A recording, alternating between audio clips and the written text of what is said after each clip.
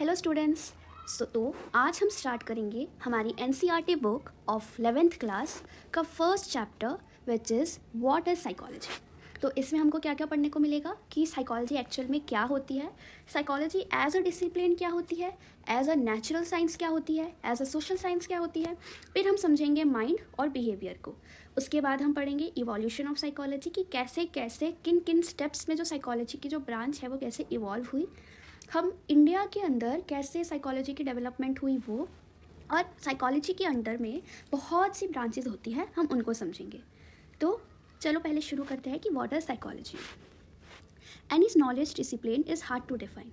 Firstly because it evolves continuously, secondly because the range of phenomena it studies can not be captured by any one definition. तो इसमें क्या लिखा है, सबसे पहले जो साइकोलॉजी हमारी डिसिप्लिन है, एक जो अभी एक इंडिपेंडेंट डिसिप्लिन है, वो एंशियंट टाइम में नहीं थी। वो अभी हम बाद में समझेंगे क्यों नहीं थी। तो सबसे पहले इसमें क्या लिखा है कि कोई भी जो नॉलेज डिसिप्लिन होती है that is hard to define. अब भाई उसको वो इतनी मुश्किल क्यों है डिफाइन करने के लिए?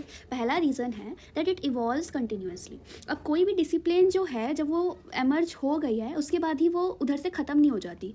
उसके बाद वो धीरे धीरे जैसे जैसी नॉलेज उसके पास आती रहती है वैसे वैसे वो जो डिसिप्लिन होता है वो इवॉल्व करता रहता है, डेवलप करता रहता है। कोई भी नई आइडियाज़, प्रिंसिपल्स, थ्योरीज ऐसे ऐड होती रहती हैं। इस वजह से वो डिफ़ाइन करने में मुश्किल है। अब जैसे एक पूरी डिसिप्लिन है उसमें हम सिर्फ साइकोलॉजी के बारे में नहीं पढ़ेंगे, उसमें और क्या क्या चीज़ें आती है, उसके एमरजेंस, उसके अंदर क्या क्या हम पढ़ते हैं, उसकी थ्योरीज, उसमें भी बहुत सी चीज़ें आती है, लर्निंग, मोटिवेशन। तो वो एक बहुत सी रेंज ऑफ फेनोमेना होती है एक डिसिप्लिन के अंदर that can not be captured by any one discipline, one definition. तुम किसी एक डेफिनेशन से पूरी साइकोलॉजी को एक्सप्लेन नहीं कर पाओगे। इस वजह से it is hard to define. Long time ago, students like yourself were told that the term psychology is derived from two Greek words, psyche, जिसका मतलब होता है soul, and logos, which means science or study of a subject.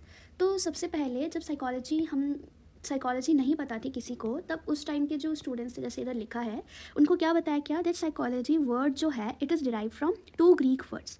दो Greek words को मिलके psychology बना है। सबसे पहला साइकी, दूसरा है लोगोस। इन दोनों को मिलके क्या वर्ड बना है, साइकोलॉजी।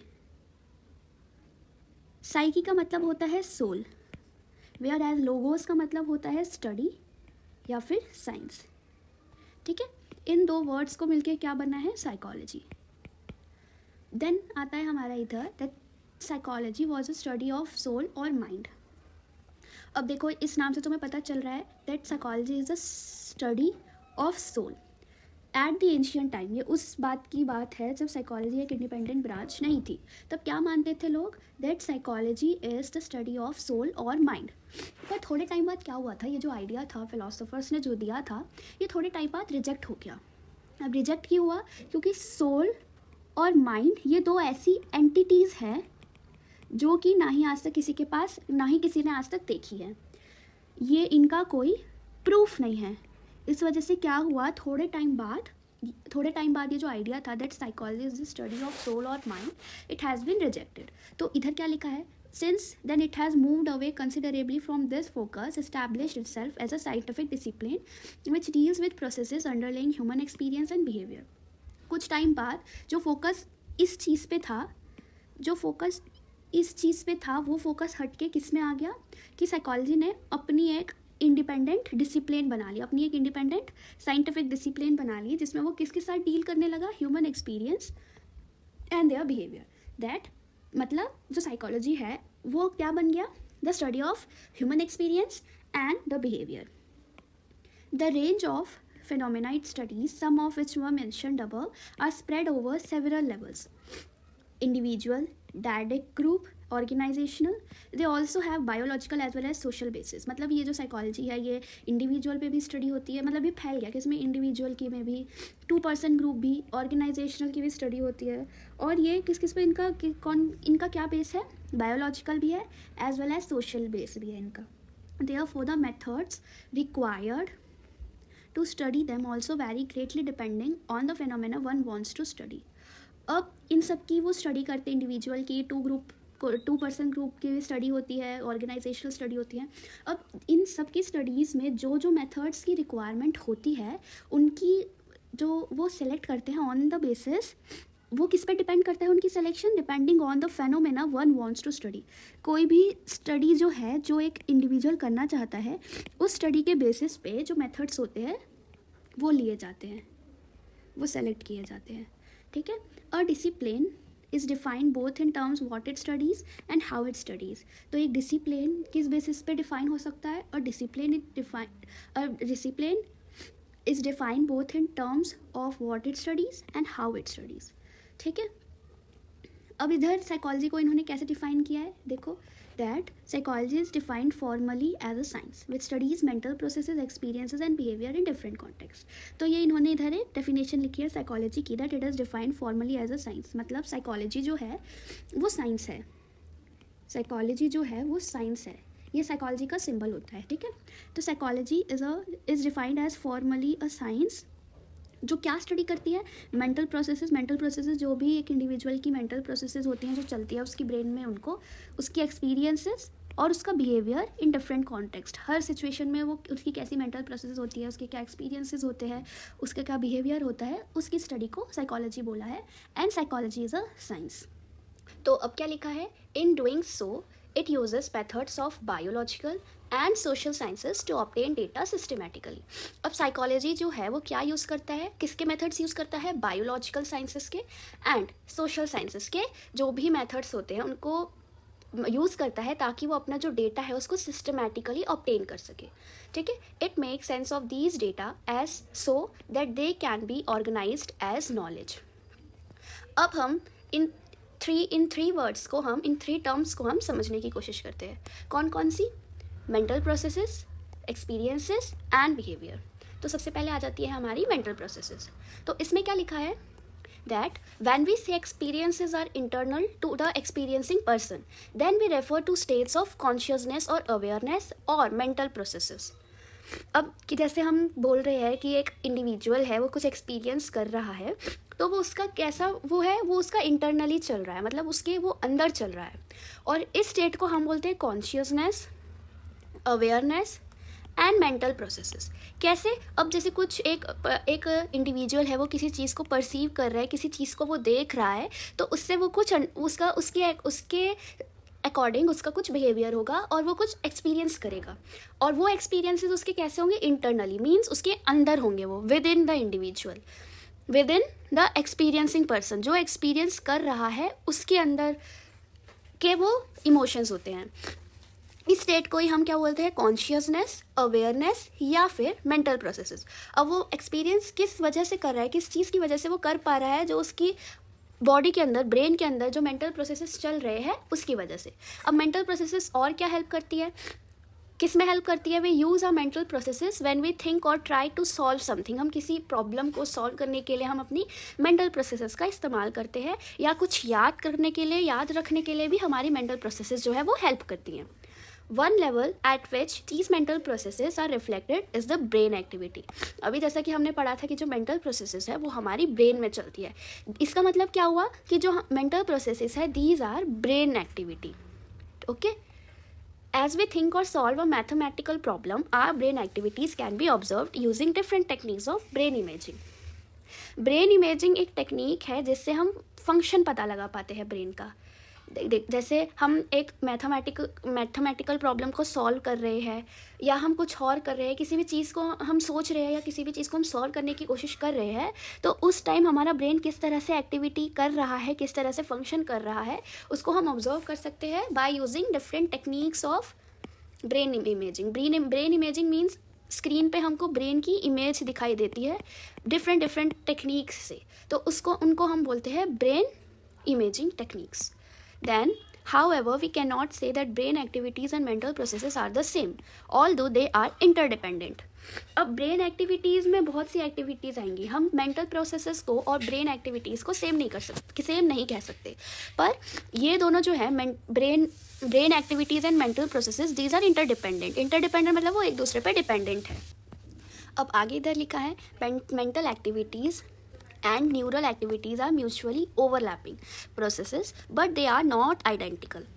mental processes पता है, और न्यूरल एक्टिविटीज़ मतलब जो न्यूरॉन्स की जो एक्टिविटी होती है. न्यूरॉन्स क्या होते हैं, उनके यहाँ ट्रांसमिशंस होते रहते हैं, जैसे हमारी ब्रेन में जो ट्रांसमिशंस चलती रहती हैं, इलेक्ट्रिकल करेंट्स, ये सब तुम आगे जाके पढ़ोगे.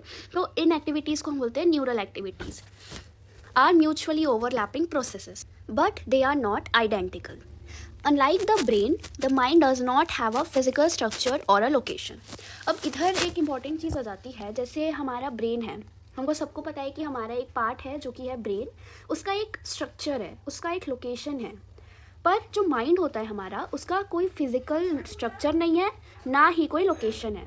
हमें ये नहीं पता कि माइंड कहाँ होता है, बस हमें ये पता है ब्रेन है, ब्रेन की स्ट्रक्चर है, अच्छी खासी है, और उसकी लोकेशन भी है. Mind emerges and evolves as our interactions and experiences in this world get dynamically organized in the form of a system which is responsible for the occurrence of various mental processes. अब mind की emergence कैसे हुई, evolve कैसे हुआ वो, जैसे हम कई सारी इंटरेक्शंस करते हैं इस वर्ल्ड के अंदर, कई सारे हमारे experiences day to day life में बनते रहते हैं. तो ऐसे वर्ल्ड में हम जैसे in this world get dynamically organise, मतलब ये सारी जो प्रोसेसेस है ये बहुत ही डायनामिकली ऑर्गेनाइज्ड की गई है. उसमें हम क्या बताते हैं, that in the form of a system which is responsible for the occurrence of various mental processes. वो एक ऐसे सिस्टम में बदल गया है, ऐसा एक डायनामिकली ऑर्गेनाइज सिस्टम है वो, जिसमें हमारी कई सारी मेंटल प्रोसेसेस चलती रहती है. ऐसे हमने माइंड को एमर्ज किया. Brain activities provide important cues as to how our mind functions, but the consciousness of our own experiences and mental processes are much more than the neural or brain activity.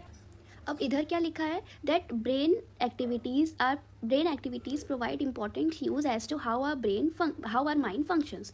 अब जैसे brain activities हैं, brain activities में कई सारी activities आती है, जैसे हम कैसे इंटरेक्शन कर रहे हैं और कैसे हम परसीव कर रहे हैं किसी को, हमारे इमोशंस कैसे है, लैंग्वेज, मोटिवेशन, थिंकिंग, इन सब की जो प्रोसेसेस आती हैं, इन सब की जो एक्टिविटीज़ आती है वो ब्रेन एक्टिविटीज़ होती है, ब्रेन के अंदर चलती हैं. वो जो है ब्रेन एक्टिविटीज़, वो एक इंपॉर्टेंट क्लू हमें प्रोवाइड करते हैं कि कैसे हमारा जो माइंड है वो कैसे फंक्शन कर रहा है. पर यहाँ पे एक लाइन लिखी है, but the consciousness of our own experiences and mental processes are much more than the neural और ब्रेन एक्टिविटीज़. पर तुम्हें पता है जैसे हमारी ओन एक्सपीरियंसेस हैं, हम डे टू डे लाइफ में हम कई सारी चीज़ें हम एक्सपीरियंस कर रहे हैं, उस बेसिस पे हमारी मेंटल प्रोसेसेस चल रही है. वो सब किस स्टेट में हो रहा है, हमारे कॉन्शियसनेस स्टेट में हो रहा है. हम कॉन्शियस हैं इन सब चीज़ों पे, हम कॉन्शियस हैं इन सब चीज़ों के बारे में. तो ये और ज़्यादा चीज़ें आ जाती है इसमें, ब्रेन एक्टिविटीज़ से भी ज़्यादा. Even when we are asleep some mental activities go on. अब इधर जैसे लिखा है, हम जब सो रहे होते हैं तब भी हमारी जो ब्रेन है, हमारे ब्रेन में कई सारी मेंटल एक्टिविटीज़ चलती ही रहती हैं, जब हम सोते हैं तब भी. We dream and perceive some information such as a knock on the door while we are sleep. अब जैसे हम सो रहे होते हैं, हम ड्रीम देख रहे होते हैं, पर हम कुछ ऐसी इन्फॉर्मेशन है जो हम रिसीव करते हैं तब भी. जैसे हमारे डोर पे किसी ने नॉक किया तो वो भी हमें पता चलता है जब हम सो रहे होते हैं. Some psychologists have shown that we also learn and remember in our sleep. Mental processes such as remembering, learning, knowing, perceiving, feeling are of interest to psychologists. अब जैसे इधर क्या लिखा है कि बहुत से साइकोलॉजिस्ट ऐसे हैं जिन्होंने have shown that we also learn and remember in our sleep. मतलब हम सोते हुए भी कुछ चीज़ें हमको याद आती है, रिमेंबर करते हैं हम, कुछ चीज़ें हम लर्न भी करते हैं सोते हुए. जैसे हमने अभी आगे पीछे पढ़ा था that mental process are going on, तो हम लर्न एंड रिमेंबर जैसी चीज़ें करते हैं. Mental processes such as remembering, learning, knowing, perceiving, feeling, ये सब चीज़ें जो आ जाती हैं, ये सब चीज़ें साइकोलॉजिस्ट के बहुत इंटरेस्ट की चीज़ें होती है. मतलब इन पे बहुत इंटरेस्ट होता है साइकोलॉजिस्ट का. वो क्या करते हैं, वो ऐसी प्रोसेसेस की स्टडी करते हैं और वो समझने की कोशिश करते हैं, try to understand that how the mind works and to help us improve the uses and applications of these mental capacities.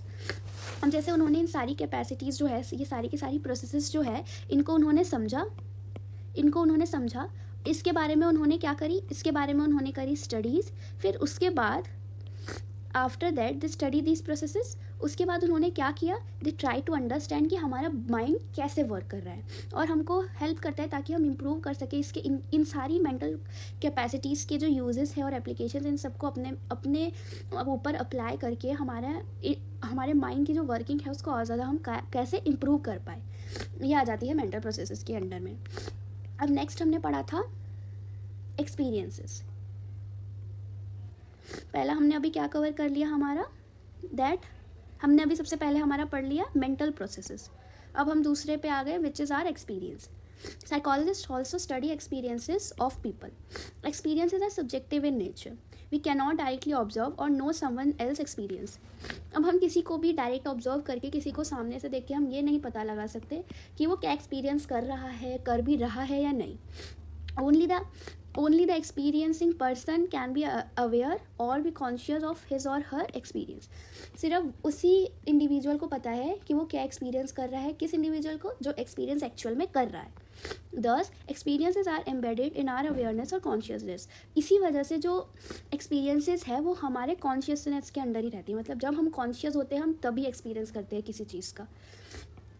Psychologists have focused on experiences of pain being experienced by terminally ill patients or psychological pain felt in bereavement besides experiences which lead to positive feelings such as in romantic encounters. अब psychologist ने किस पे focus किया? अब एक individual है, उसको किसी चीज़ का पेन है, जैसे एक इल पेशेंट है या उसको कोई साइकोलॉजिकल पेन है, तो वो क्या एक्सपीरियंस कर रहा है? He is experiencing pain. क्या एक्सपीरियंस कर रहा है? पेन को एक्सपीरियंस कर रहा है बाय टर्मिनली इल पेशेंट्स. और साइकोलॉजिकल पेन, साइकोलॉजिकल मतलब उसको कोई साइकोलॉजिकल डिसऑर्डर है, वो उससे उसको पेन हो रहा है. कुछ इन पे ज़्यादा फोकस किया है साइकोलॉजिस्ट ने. किससे ज़्यादा? Besides experiences which led to positive feelings. Positive feelings पे फोकस ज़्यादा ना करके उन्होंने पेन पे फोकस किया है साइकोलॉजिस्ट ने. There are some esoteric experiences which attract the attention of psychologist. अब ऐसी कुछ ईसोटेरिक एक्सपीरियंसेस भी है जिन पे साइकोलॉजिस्ट ने ज़्यादा फोकस किया है, ज़्यादा वो उस तरफ अट्रैक्ट हुए हैं. ईसोटेरिक एक्सपीरियंसेस क्या होती है? Experiences which are hiding. Hiding मतलब किसी के अंदर कोई वो कुछ एक्सपीरियंस कर रहा है पर हमें वो नहीं पता लग रहा. जैसे when a yogi meditates to enter a different level of consciousness and creates a new kind of experience, or when a drug addict takes a particular kind of drug to get a high even though such drugs are extremely harmful. अब esoteric में जैसा कि मैंने बोला hiding experiences मतलब जो individual experience कर रहा है. जैसे एक योगी होता है, वो मेडिटेट करते करते एक अलग लेवल के कॉन्शियसनेस में चले जाता है. मतलब वो जैसे ध्यान करता है, वो अपनी एक वर्ल्ड क्रिएट कर लेता है जो कि सिर्फ वही एक्सपीरियंस कर सकता है. अब जैसे ड्रग एडिक्ट पर्सन होता है, उसकी अलग दुनिया होती है, जब उसने ड्रग ले रखे होते हैं उसकी अलग दुनिया होती है, वो एक अलग चीज़ एक्सपीरियंस कर रहा होता है. Experiences are influenced by internal and external conditions of the experiencer. पता चला क्या वो इन्फ्लुएंस करते हैं? Experiences are influenced by internal and the external conditions of the experiencer. जैसे if you are traveling in a crowded bus during a hot summer day, you may not experience the usual discomfort if you are going for a picnic with some close friends. अब internal और external conditions कैसे? external में कैसे आ जाती है? जैसे इनका मतलब क्या हुआ कि वो कैसे इन्फ्लुएंस कर रहे हैं. अब जैसे अब एक बस में चढ़े, उसमें बहुत ही ज़्यादा भीड़ है, ऊपर से वो है गर्मी का मौसम, तब तुमको कैसा डिस्कम्फर्ट लगेगा. और जब तुम अपने फ्रेंड्स के साथ पिकनिक घूमने जा रहे हो, कहीं भी जगह घूमने जा रहे हो, तब तुम्हें कैसा लगता है? तुम हर सिचुएशन में अलग एक्सपीरियंस कर रहे हो. दस the nature of experience can only be understood by analysing a complex set of internal external conditions. तो जब एक्सपीरियंस जो है वो सिर्फ कंडीशंस होती हैं कुछ इंडिविजुअल की, इंटरनल एंड एक्सटर्नल, उसी से हम एनालाइज कर सकते हैं एक्सपीरियंस को. इतना समझ आया? हमने दो कवर कर लिया, which is mental processes and second था हमारा एक्सपीरियंसेस. अब थर्ड हमारे आ जाते हैं जो कि है बिहेवियर्स. बिहेवियर्स आर रेस्पॉन्सेज और रिएक्शंस वी मेक और activities we engage in. When something is hurled at you, your eyes blink in a simple reflex action. You are taking an examination and can feel your heart pounding. You decide to go for a particular movie with a friend. Behaviors may be simple or complex, short or enduring. तो अब हम behaviour के बारे में पढ़ रहे हैं. Behaviour क्या होते हैं? बिहेवियर हमारी रिएक्शंस होते हैं या रिस्पॉन्सेज होते हैं. हम किसी पर्टिकुलर चीज़ के अकॉर्डिंग हम कैसा रिएक्ट कर रहे हैं या कैसा हम रिस्पॉन्स दे रहे हैं, उसको बोलते हैं हमारा बिहेवियर. हम किस में रिस्पॉन्स कर रहे हैं, किन रिएक्शंस में? एक्टिविटीज़ में जिसमें हम पार्ट लेते हैं. अब ये ऐसी एक्टिविटीज़ कैसी होती है? Day to life activities. कोई भी एक्टिविटी, जैसे हमारी आंखों की तरफ कुछ आने लगता है तो हमारी आइज़ जो है वो खुद ब खुद ब्लिंक करती है, which is called simple reflex action. या हम अपना एग्ज़ाम देने जा रहे हैं तो हमारा हार्ट पाउंडिंग करना स्टार्ट करता है, हमें फील होता है या हम अपने फ्रेंड के साथ जैसे हम मूवी देखने जा रहे हैं, तो हर सिचुएशन में हमारा जो बिहेवियर है, हम बिहेवियर हमारा अलग अलग होता है। मतलब हम हर सिचुएशन में अलग अलग रिस्पॉन्स देते हैं, अलग अलग तरीके से हमारे रिएक्शंस होते हैं। तो बिहेवियर मे बी सिंपल और कॉम्प्लेक्स, शॉर्ट और एंड्योरिंग। जैसे इधर लिखा है some behaviour are overt. Overt means they can be outwardly seen और sensed by an observer. Observer मतलब जो ऑब्जर्व कर रहा है। अब जैसे ये यहाँ पे एक इंडिविजुअल खड़ा है, यहाँ पे एक इंडिविजुअल खड़ा है, ये कुछ बिहेवियर दिखा रहा है। जैसे तुम आए इसके पास, इसको तुमसे बात करना पसंद नहीं है, तो ये क्या करेगा, ये तुमसे बिना बात करे मुड़कर चले जाएगा। तो तुमने इसका ऑब्जर्व जो था वो बाहर से देखा, तुमने सेंस किया, मतलब आउटवर्डली सीन और सेंस्ड बाय यू। तो इस बिहेवियर को, उसका जो बिहेवियर था ये वाला, इसको बोलेंगे हम ओवर्ट बिहेवियर। और some are covert means internal. ठीक है, ओवर्ट मतलब आउट एक्सटर्नल, कोवर्ट मतलब इंटरनल। जैसे when you are in different situation while playing a game of chess, you almost feel your hand muscles twitching trying to experiment with a move. अब जैसे हम chess खेलते हैं, किसी sports में हम पार्ट लेते हैं, तो अब जब हमें टेंशन हो रही होती है, हम ये बाहर नहीं दिखाते, पर हमारे जो हमको स्वेटिंग होनी स्टार्ट हो जाती है, ऐसी जो हमारे जो इंटरनल बिहेवियर है वो बाहर आते हैं। इसी को बोलते हैं हम covert behaviour. All behaviors, covert or overt, are associated with or triggered by some stimulus in the environment or changes that happen internally. You may see a tiger and run, or think that there is a tiger and decide to flee. अब जैसे तुम्हारे सामने, जैसे हमारा जो behaviour है वो environment के अकॉर्डिंग, हमारी सिचुएशन के अकॉर्डिंग चेंज होता रहता है। अब जैसे टाइगर है, अब टाइगर को तुम देखोगे सामने से, तो उसको देखते तुम भागोगे या फिर वहीं पे खड़े होकर सोचोगे कि मैं जाऊँ या नहीं। Then some psychologists study behavior as an association between stimulus and responses. Both stimulus and responses can be internal और external. हमारा जो stimulus है कि किसके सामने हम कैसा रिस्पॉन्स दे रहे हैं, ये दोनों चीज़ें जो है, ये दोनों भी हमारी एक्सटर्नल और इंटरनल दोनों हो सकती है। अब स्टार्ट करते हैं psychology as a discipline. Psychology studies behaviour, experience and mental processes. हमने पहले पढ़ा था दैट साइकोलॉजी जो है वो क्या स्टडी करती है, बिहेवियर को, experience and the mental processes. It seeks to understand and explain how the mind works and how different mental processes result in different behaviours. कि कैसे जो हमारा माइंड है वो कैसे वर्क कर रहा है, किस वे में वर्क कर रहा है, और कैसे जो हमारी डिफरेंट मेंटल प्रोसेसेस है वो किस में वो क्या हेल्प कर रही है हमारे डिफरेंट बिहेवियर्स में, उनका कैसा रोल है, ये समझता है कौन, साइकोलॉजी। मतलब वो ये चीज़ स्टडी करता है। When we observe the others as lay और common persons, our own points of view और our ways of understanding the world influence our interpretations of their behaviours and experiences.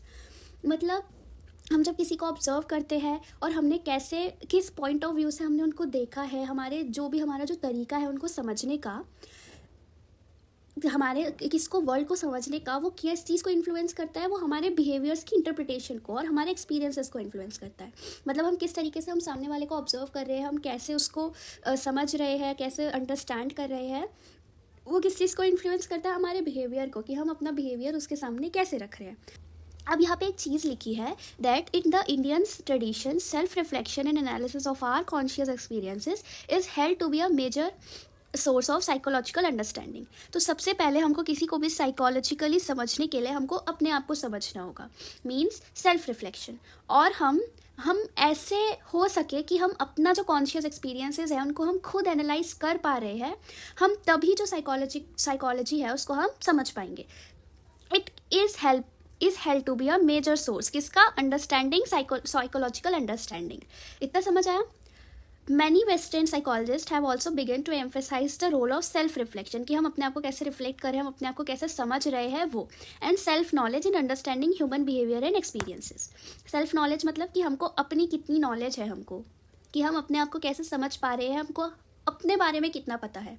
ये चीज़ किस में हेल्प करती है, किसी भी ह्यूमन के बिहेवियर को समझने में और उसके एक्सपीरियंस को भी समझने में हेल्प करती है। Regardless of the differences in the way psychologist go about the study of behaviour, mental processes and experiences, they seek to understand and explain them in a systematic and verifiable manner. इसके बाद psychologist क्या कर पाते हैं, study of behaviour करी अभी जैसे, या मेंटल प्रोसेस और एक्सपीरियंस के बारे में अभी स्टडी करी, तो इन स्टडी से वो लोग क्या कर पाएंगे, वो लोग अच्छे से समझ पाएंगे और वो हमारे बिहेवियर को, हमारी मेंटल प्रोसेसेस को, एक्सपीरियंसेस को और सिस्टमैटिक वे में और सिस्टमैटिक मैनर पे वो लोग और अच्छे से एक्सप्लेन कर पाएंगे. साइकोलॉजी, तो it is a very old knowledge discipline, is a young science. है तो ये बहुत ओल्ड डिसिप्लिन, बट ये यंग साइंस है. If one were to take the year of founding of the first laboratory of psychology in 1879. अब यहाँ पे ये जो एक पॉइंट है ये बहुत इंपॉर्टेंट है, इसको हाईलाइट कर लेना, that first laboratory of psychology कब एस्टैब्लिश हुई थी, 1879 में, इन लिप्जिग यूनिवर्सिटी है उसमें. किन्होंने करी थी ये तो पता है तुमको, फादर ऑफ साइकोलॉजी जो है, फादर ऑफ साइकोलॉजी ने करी थी. अब साइकोलॉजी के फादर कौन है, विल्हेम वुंड. तो इन्होंने फर्स्ट लेबोरेटरी को एस्टैब्लिश किया था लिप्जिग यूनिवर्सिटी में, विच इज़ इन जर्मनी. ठीक है. What kind of science is psychology still remains a matter of debate, particularly because of the new interfaces of it that have emerge in recent times. अब किस तरीके की science है psychology को, इस बारे में भी आज भी बहुत ज़्यादा ऐसी डिबेट्स होती हैं, क्योंकि नई नई चीज़ें जो है वो एमर्ज होती रहती है, और अभी भी रिसेंट टाइम में कई सारी चीज़ें एमर्ज हुई है साइकोलॉजी के अंदर. Psychology is generally categorised as a social science. As a discipline हम पढ़ रहे हैं, तो इसमें हम पढ़ेंगे सबसे पहले कि वो किस तरीके की साइंस है. तो इसमें सबसे पहला आ रहा है कि psychology is generally categorised as a social science, कि उसको किस कैटेगरी में डाला है, सोशल साइंसेज वाली कैटेगरी में डाला है. But it should not come to you as a surprise that not only in the other countries but in India also it is also a subject of study offered in the faculty of science both at the undergraduate and postgraduate levels. है तो इसको category किसकी category में माना गया है, इसको social sciences में. पर आज ऐसी कई सारी कंट्रीज़ है और इंडिया में भी है कि ये सब्जेक्ट किसके अंडर आता है, साइंस के अंडर आता है, अंडर ग्रेजुएट लेवल पे, यूजी लेवल पे and at PG levels also. Faculty of science मतलब इसको साइंस के अंडर में हम पढ़ रहे हैं, सोशल साइंस के अंडर नहीं पढ़ रहे. उसके बाद आ जाता है मैनी स्टूडेंट, किस फॉर्म में, बीएससी एंड एमएससी, ये तो साइंस के फॉर्म, साइंस की डिग्रियाँ हैं ना.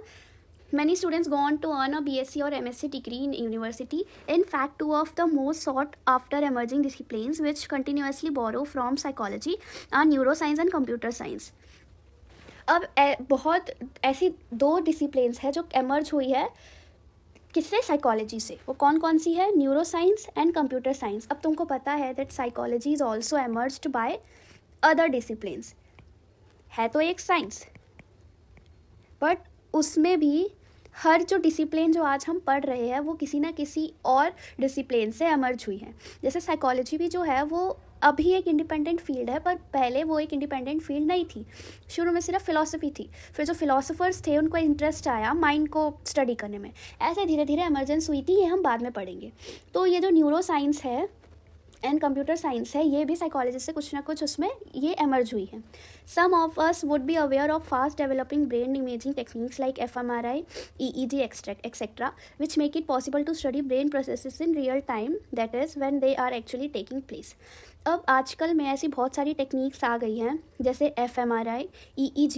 ये किस में हेल्प करते हैं, अब जैसे हम कोई एक्टिविटी कर रहे हैं तो उस टाइम पे हमारा ब्रेन किस तरह से फंक्शन कर रहा है, उसकी इमेजेस को ये ऐसी टेक्निक्स जो है वो उन इमेजेस को स्टडी करने में हेल्प करता है. जब हम कोई एक्टिविटी कर रहे होते हैं, जैसे हम कुछ पढ़ रहे होते हैं तो हमारी ब्रेन अलग तरीके से एक्टिविटी करता है, हम कुछ याद कर रहे होते हैं, किसी प्रॉब्लम को सॉल्व करने की कोशिश कर रहे होते हैं, और जब हम कुछ नहीं कर रहे होते तो हर इस एक्टिविटी में हमारा ब्रेन अलग तरीके से फंक्शन करता है. इसकी स्टडी हम इन टेक्निक से करते हैं, जैसे FMRI एंड EEG. ये याद कर लेना, ये इंपॉर्टेंट होते हैं, इनके बारे में हम आगे पढ़ेंगे. Similarly, in IT areas, both human-computer interaction and artificial intelligence cannot possibly grow without psychological knowledge and cognitive processes. अब IT areas है, IT areas में जो human and computer का interaction या artificial intelligence, ये चीज़ psychological knowledge के अलावा नहीं काम कर पाती. Without grow the psychological knowledge. किन processes में, cognitive processes में. Thus, psychology as a discipline today has two parallel streams. One which makes use of the method in physical and biological sciences, and the other which makes use of method of social and cultural sciences in studying various psychological and social phenomena. तो जो psychology का है उसका दो अलग अलग parallel streams में उसका uses है. कैसे? First है किन sciences में, physical and बायोलॉजिकल साइंसेस में, उसके मेथड्स यूज़ होते हैं इन साइंसेस में। दूसरा क्या है, makes use of the method of social and cultural sciences, कि किसकी स्टडी में, साइकोलॉजिकल एंड सोशल फिनोमेना की स्टडी करने में काम आते हैं। These streams sometimes converge only to drift apart and go their separate ways. तो यहाँ पे एक लाइन लिखी, in the first case psychology considers itself as a discipline which focuses largely on biological principles to explain human behaviour. यहाँ पे अब जैसे psychology जो है वो दो अलग अलग वेस में जाती है। जैसे सबसे पहला इधर लिखा गया है दैट साइकोलॉजी जो है वो अपने में एक डिसिप्लिन है जो किस पे फोकस करती है, बायोलॉजिकल प्रिंसिपल्स पे। बायोलॉजिकल प्रिंसिपल्स पे वो ज़्यादा फोकस करके क्या एक्सप्लेन करती है, human behaviour. It assumes that all behavioral phenomena have causes which can be discovered if we can collect data systematically under controlled conditions.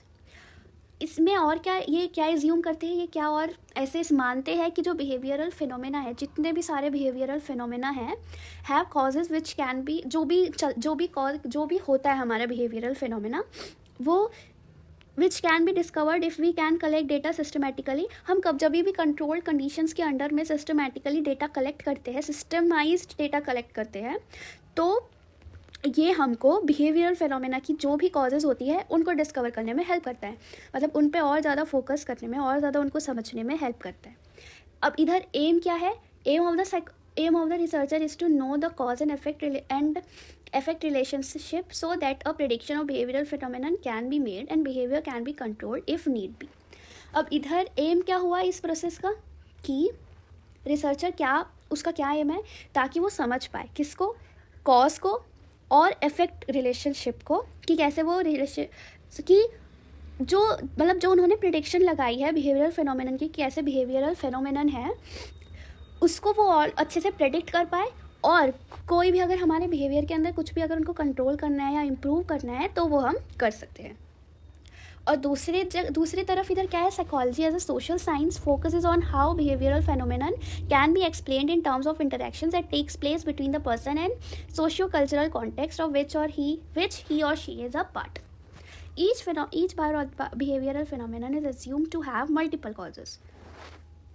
तो इधर क्या लिखा है, अब psychology as a social science किस पे फोकस करती है, कि कैसे जो हमारा बिहेवियर है उसको, बिहेवियरल फिनोमेना है उसको हम कैसे एक्सप्लेन करेंगे, किसके टर्म्स में, कि कैसे एक इंटरेक्शन हो रही है किस किस के बीच, पर्सन के बीच, और सोशियो कल्चरल कॉन्टेक्स्ट मतलब इसमें एक्चुअली में सोसाइटी आ जाती है, कल्चर आ जाती है, कि कैसे एक इंडिविजुअल सोसाइटी में कैसे बिहेव कर रहा है, वो कैसे अपने आप को प्रेजेंट कर रहा है हर सिचुएशन में, उसका कल्चर कैसा है, कल्चर कैसे उसका बिहेवियर इफेक्ट कर रहा है, किस कल्चर में, किस सोसाइटी में जिसका वो एक पार्ट है।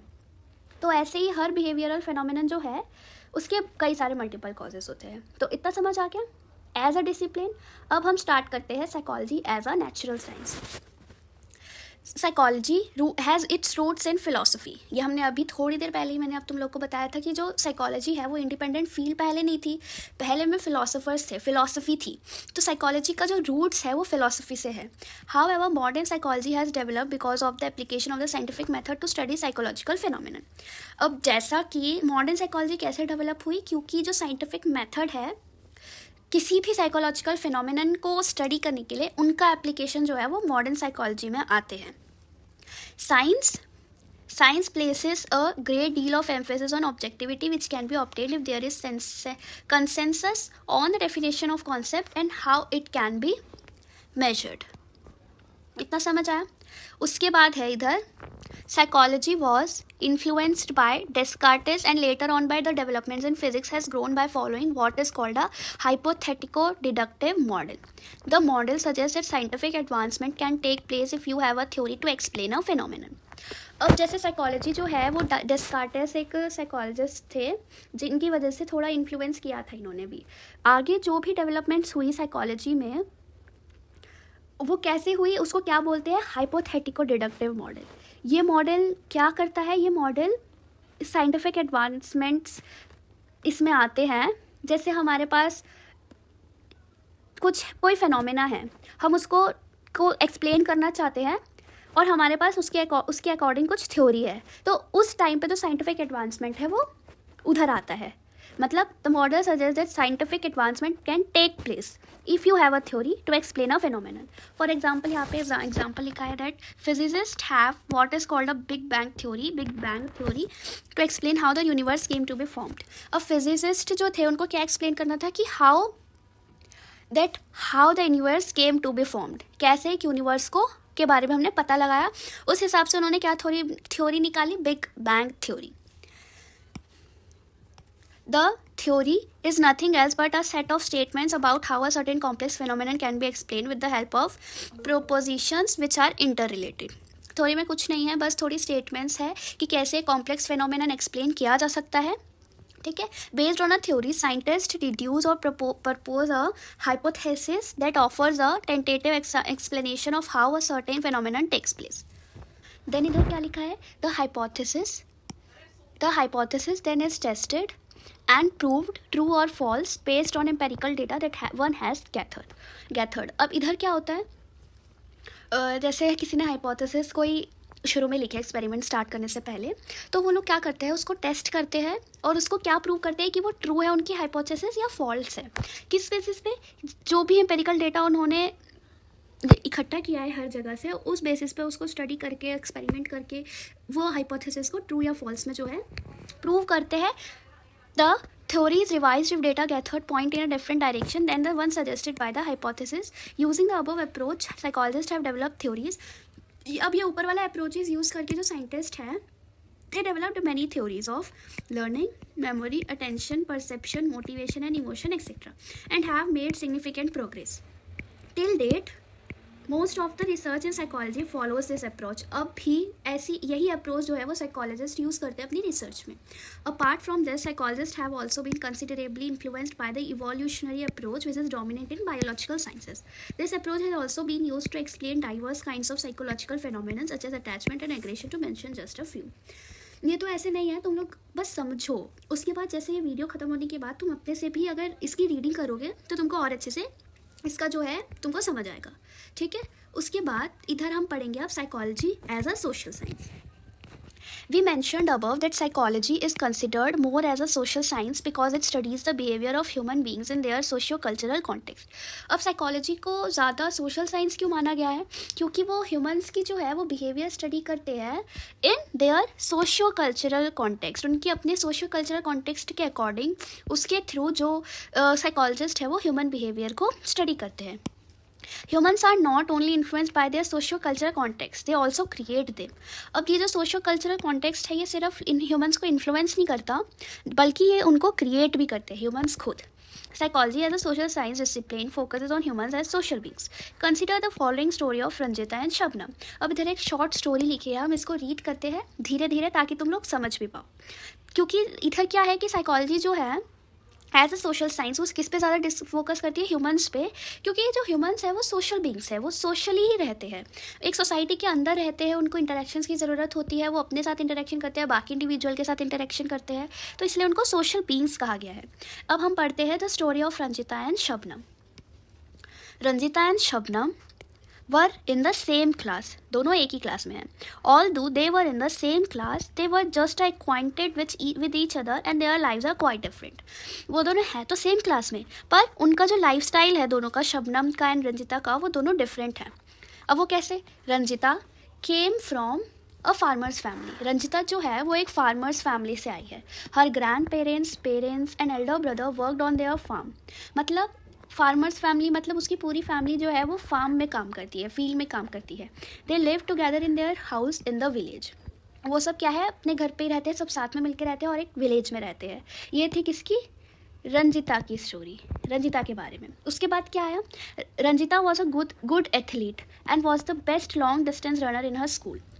वो एक अच्छी एथलीट है, वो रनिंग कॉम्पिटिशन्स में भी उसका कुछ ना कुछ आता रहता था. She loved meeting people and making friends. उसको क्या, बाहर के लोगों से मिलना उसको अच्छा लगता था, बाहर और लोगों से मिलना उसको अच्छा लगता था, और उसको और ज़्यादा फ्रेंड्स बनाना भी उसको अच्छा लगता था.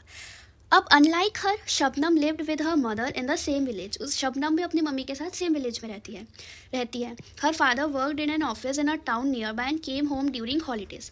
अब यहाँ पे क्या है, उसके पापा जो है फार्मर नहीं है, वो उस विलेज के पास ही एक टाउन है, वो उस टाउन में काम करते हैं और वो हॉलीडेज़ के टाइम घर आते जाते रहते थे। Shabnam was a good artist and loved staying home and taking care of a younger brother. Shabnam artist थी, उसको घर पे रहना ज़्यादा अच्छा लगता था और वो अपने भाई का ध्यान रखती थी जो कि उससे छोटा था। She was shy and avoided meeting people.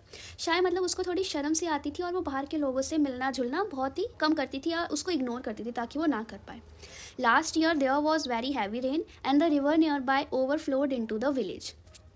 अब कई बार ऐसे होता है जैसे हैवी रेन होती है, पता ही है, तो रिवर जो है वो ओवरफ्लो हो गई उनकी विलेज में। Many houses in the low lying areas were flooded. The villagers got together and organised help and gave shelter to people in distress. अब उसी विलेज के लोग सब साथ में आए, उन्होंने लोगों की हेल्प करना शुरू किया, उनको शेल्टर देना शुरू किया। Shabnam's house was also flooded. Shabnam का हाउस भी बह गया and she came to live in Ranjita's house with her mother and brother. वो अपने ब्रदर एंड मदर के साथ रंजिता के घर पर आई। कौन? Shabnam. Ranjita was happy helping the family and making them feel comfortable in her house. When the flood water receded, Ranjita's mother and grandmother helped Shabnam's mother to set up their house. The two families became very close. Ranjita and Shabnam also became very good friends. तो इतना समझ आया? तो इधर क्या है, in the case of Ranjita and Shabnam, both are different persons. दोनों अलग थे बहुत. They grew up in different families under complex social and cultural conditions. You can see some regularity in the relationship of their nature, experience and mental processes with their social and physical environment. But at the same time, there are variations in their behavior and experiences which would be difficult to predict using the known psychological principles. थे वो दोनों उनकी regularities थे उनके relationship के nature में, उसके इनके एक्सपीरियंस से, मेंटल प्रोसेसेस में, सोशल एंड फिजिकल एनवायरनमेंट के अकॉर्डिंग, पर उनमें वेरिएशंस भी थी उनके बिहेवियर के अकॉर्डिंग, उनके एक्सपीरियंसेस के अकॉर्डिंग, और उनको हम साइकोलॉजिकल प्रिंसिपल्स को यूज़ करके हम उनको प्रेडिक्ट नहीं कर सकते, वो एक डिफ़िकल्ट टास्क है. One can understand why and how individuals in communities become quite helpful and self-sacrificing in crisis, as was the case with the people in the village of Ranjita and Shabnam. But even in that case, not every villager was equally helpful, and also under similar circumstances, not every community is so forthcoming. अब individual को हम कैसे समझ सकते हैं, कैसे और क्यों वो हेल्पफुल होता है. एंड सेल्फ सेक्रीफाइंग इन क्राइसिस के टाइम एक इंडिविजुअल जो है वो कैसे और क्यों हेल्पफुल हो जाता है, जैसा कि किस केस में हुआ, रंजिता एंड शबनम के विलेज के पीपल के केस में हुआ. सारे लोग हेल्पफुल नहीं होते, ये नहीं बता सकते, पर कुछ लोग हेल्पफुल होते हैं, पर कुछ लोग हेल्पफुल नहीं भी होते, वो सामने नहीं आते किसी की हेल्प करने के लिए. In fact sometimes the opposite is true. People become anti social under similar circumstances, indulging in looting and exploitation when some crisis occur. कुछ लोग तो और उल्टा करते हैं, वो लूटने लगते हैं, वो तबाही और ज़्यादा मचाने लगते हैं क्राइसिस के time. This shows that psychology deals with human behaviour and experiences in the context of their society and culture. Thus psychology is a social science with focus on the individual and communities in relation to their socio cultural and physical environment. तो यहाँ तक समझ आ गया. ये बहुत ही simple सा topic था. तुम लोग 2-3 एक बार भी रीडिंग मारोगे तो you will have clear idea about जितना अभी तक हमने पढ़ा दैट व्हाट इज साइकोलॉजी. ये समझ आ गया. अब हम अपनी अगली वीडियो में समझेंगे कि what is mind and what is behaviour. तब तक पढ़ते रहिए. Bye bye.